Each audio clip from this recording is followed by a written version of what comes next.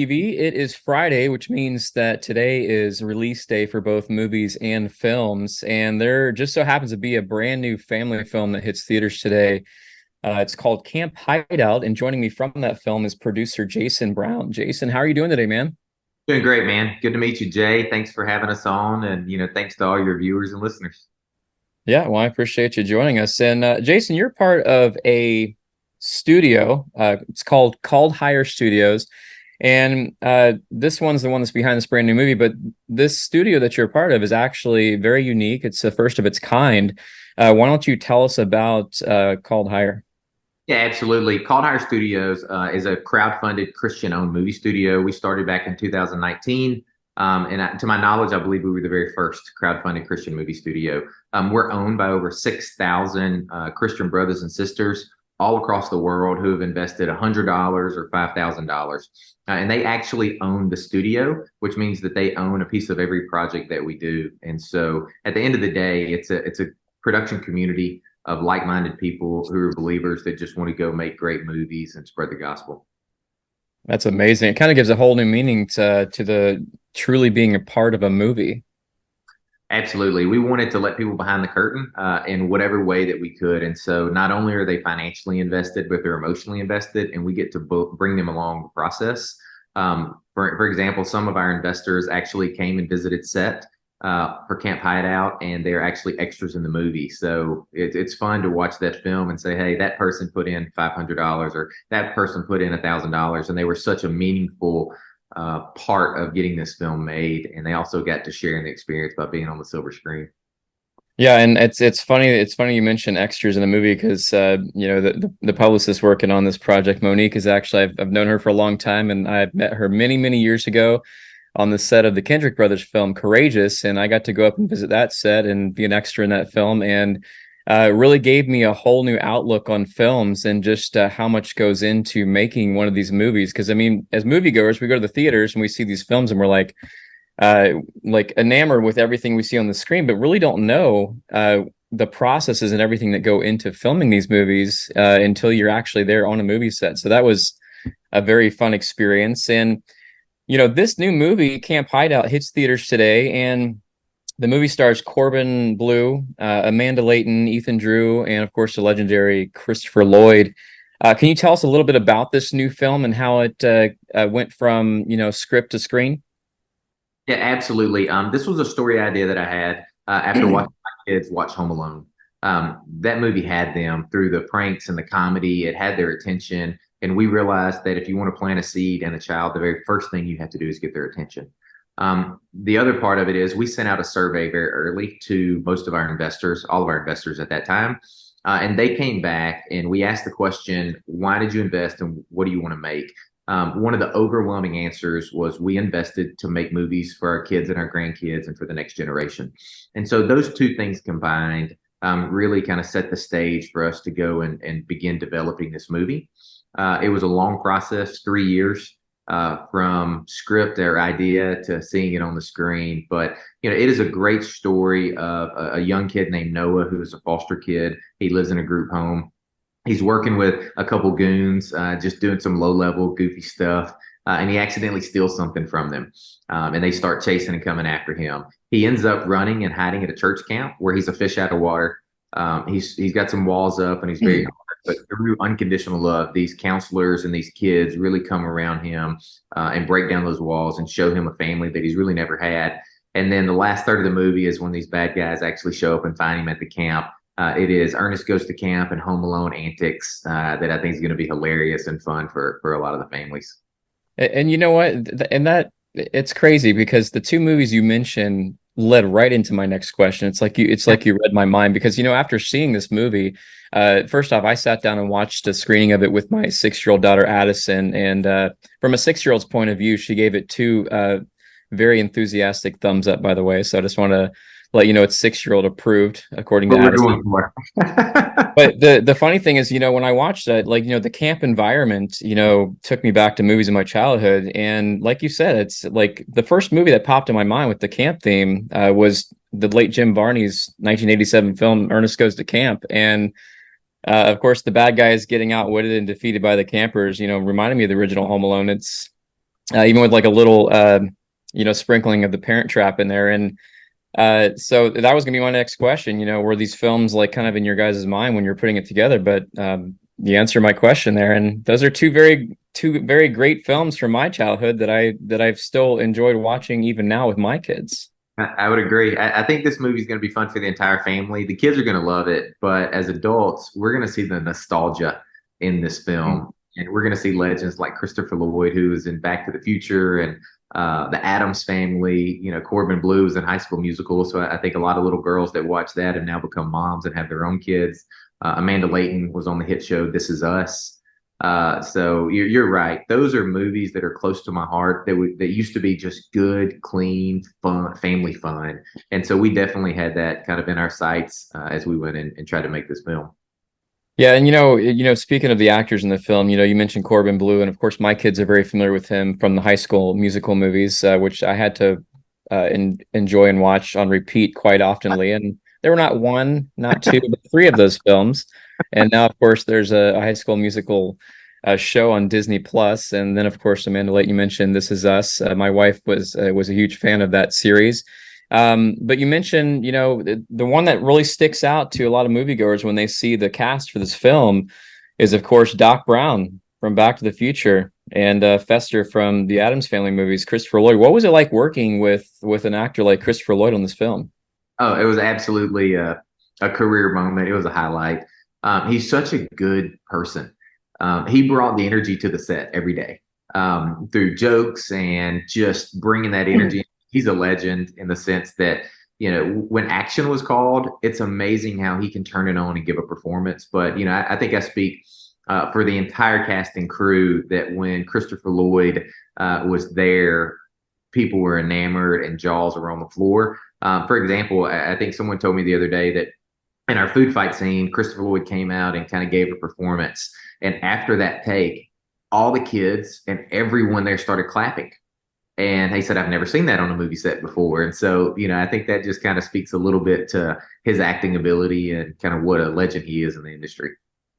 Yeah, and the food fight scene was one of the scenes that really took me back and reminded me that Ernest Goes to Camp because in that movie there's a huge food fight in the cafeteria and Ernest walks in on it and he's like, "What do y'all think you're doing?" It's like it definitely took me back. And you mentioned the nostalgic thing about the movie, and I grew up just like you watching Christopher Lloyd in films and of course Back to the Future, but he played in a couple other movies that were like, kind of in the similar vein to that. Camp Nowhere was a movie that he had played in back in the 90s that I very much enjoyed. So seeing him in this role was not only cool, and he like you said, he's a remarkable actor. I mean, he's in his 80s now, and he's still out there bringing it, and he's hilarious. I mean, he still has that comedic factor that we all know him for. Oh, absolutely. He has not lost a single iota of his ability. I would say it's the opposite. I think it just gets better and better every day. Now, with as far as like early memories and go, did you yourself attend like a camp when you were a kid? Because I did notice that Corbin's character is kind of takes Ethan's character under his wing and is kind of like a mentor to him. Was that like biographical anyway, as far as you go? Like, was that like kind of your experience when you were younger? I don't think it was intended to be that way, but it has a lot of similar parallels to my life. I was actually saved at a church camp or a summer camp when I was 12 years old. I always joke and say that I think God wanted to save me very early because he knew I would be kind of goofy and do some dumb things as I grew up. And he said, I just want to get you early. But, there were counselors and youth pastors and coaches all through my life, and especially at the summer camp that I went to that poured into my life and introduced me to Jesus and, really changed the course of my life and hopefully generations to come, my kids. And so, yes, I think it's autobiographical in that sense that, my life was kind of pivoted through a camp. And I mean, here's the thing. The power of camp is so true. It's a place where kids can go to camp. They can be surrounded by counselors that love them and have their best interest at heart. They can learn social skills. They can make friendships that are going to last a lifetime. It's such a powerful thing, especially coming out of COVID. We had so many years where, I feel like everything was isolated and, mask and social distancing. And it was this thing where community was not a priority. And so I think as we come out of that, summer camps right now are booming. We partnered with a Christian Camp Coalition organization, the CCCA.org, and they have over 800 member camps all across the nation. And I think 7 or 8 million kids go through those summer camps. And we hear stories about how kids' lives get changed at these camps. And so we know that camp is such a powerful tool. Yeah, why I don't have that kind of experience in my. I mean, I went to a summer camp when I was a kid, but it was not a faith-based camp. It was just like a summer camp, just to have fun.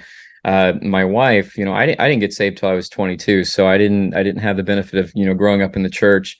But my wife, on the other hand, she did, and she went to a lot of summer camps when she was a kid. And I just remember her telling these stories about these summer camps and just how profound they were to her. Not only with character building and helping her be more grounded in her faith, but just the fun she had. She said that some of the greatest memories that she ever had were those times spent during the summer with friends at summer camp. And being as though these summer camps were not just for the area, they were kids coming in from all over the place, so she was able to make new friends as well. And she told me, and my kids were offered to go summer camp and stuff too.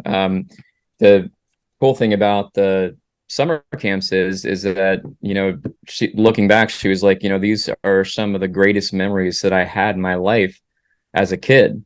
So this film, really, highlights that piece of that, as well as, elementing the faith-based element in the film. And, Jason, faith-based films have come a long way in the last 2 decades. And with this film in particular, what message do you hope it conveys to moviegoers when they go to the theaters and see it this weekend? And what do you really hope that they take away the most after watching it? Yeah, I would say that, we're called to do everything the best that we can for God, right? And I think that's in quality in everything that we do. I hope people take away that we put a lot of hard work, time, and effort and prayer into this movie, but we made it at a very, very, very high quality level. I would say on par to most Hollywood studios by getting great actors and a great director and cinematographer.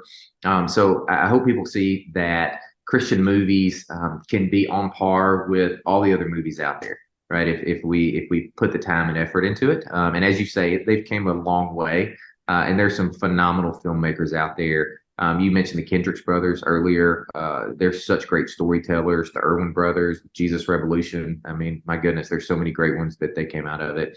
But at the end of the day, I hope families, go to the theaters today. And this weekend and next weekend, and they see this movie as a family and they have a great family experience. I hope they see the faith elements in the film, and then I hope it sparks some conversations that these kids can have post movie, and that they can be changed just a little bit as they go back to school and they interact with their friends, and they can figure out exactly how to do what we're called to do, which is love God and love our neighbor, love our friends. So, Amen. I totally agree. And in closing, Jason, what Cult Hire is obviously, up and coming. You guys are like starting to get ramped up. What should we expect next from you? Is there anything else that's in the works that maybe that you can share with us today? Yeah, absolutely. So our goal is to start creating 2, 3, 4 movies a year. The next movie that we have on the slate, I'm really, really, really excited about. We optioned the life rights of Ann Byler. Ann founded a company called Auntie Anne's Pretzels.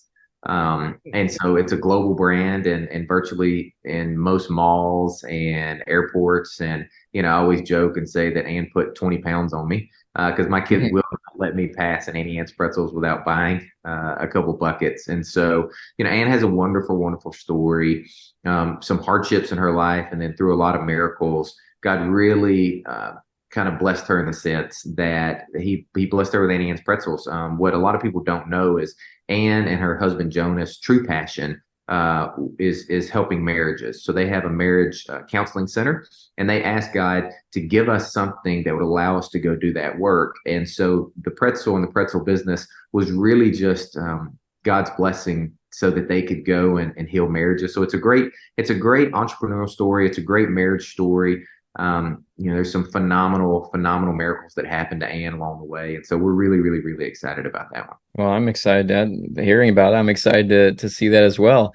Well, how can we get more information on Called Hire and Camp Hideout. Is there some places that we can go get more information on it?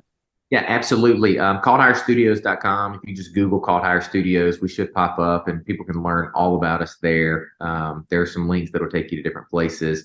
For the movie that opens today, they can go to CampHideoutMovie.com and go and get tickets and go see the film. And, they can learn everything that they need and at CampHideoutMovie.com.